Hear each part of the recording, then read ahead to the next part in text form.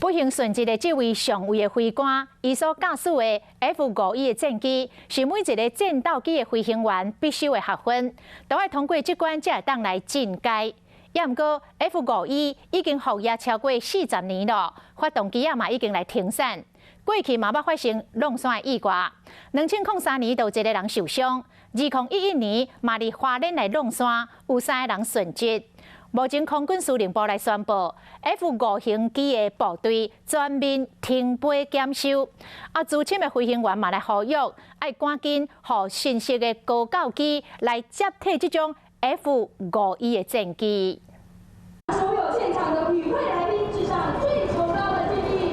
咱即马看到飞过天顶的，这是咱国的 F-51战斗机。伫咱台湾受训练的空军飞行员，每一个人就拢爱飞过才会使。每一个战斗机的飞行员都要去飞它。官校的 AT-3的喷射机训练，然后直接换转到 F-16的这种主力战机部队啊，毕竟困难度会比较高。伫个29号早起，一架 F-51的战斗机刷不幸坠落伫个台东外海，造成1名飞行员殉职。即马空军已经宣布 F-51全面停飞，并且进行检修。同款是 F-51，伫2011年嘛捌发生过弄山意外，编号5401上座机甲5506单座侦照机自花莲起飞进行夜间的训练，煞伫宜兰东澳弄着山，有3名飞官殉职。虽然伫空军训练的时阵 ，F-51是真重要的飞行机种，不过这种飞行机已经服役超过40年了，真正有较旧。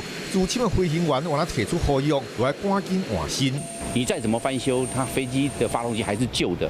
这样讲，它的虽然有这个妥善率，但是它的可靠度会降低，让新的高教机早一点拨到空军官校跟空军自航基地啊，表达哀悼之意，也请国防部务必要查明事故的原因。